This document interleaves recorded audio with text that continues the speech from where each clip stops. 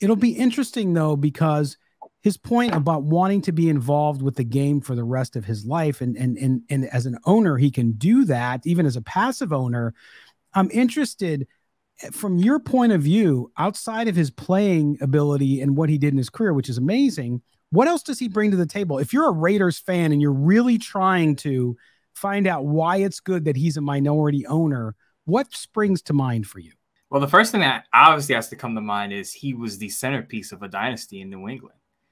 So if anything, and I've seen Raider fans say this, that if he can just, I'm not saying, Tom Brady's King Midas or anything, but he was part of a team that, and I know people want to bring up the stuff that happened, Deflategate and all of that stuff, Spygate. I get it.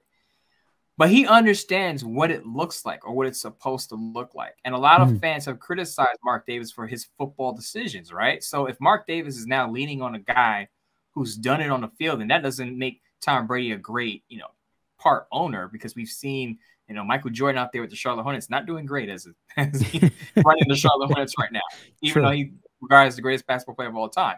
Doesn't necessarily translate in all cases, but I think Mark Davis can lean on Tom Brady's football acumen because he's played the game before. He's played it at a high level, and he was part of one of the most iconic, franchise runs of all time.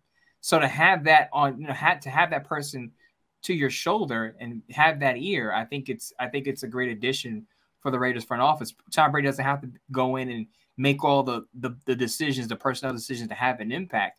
Just his knowledge of the game, just what he's been able to accomplish, could be very valuable for a Raiders franchise that's looking to find its way again.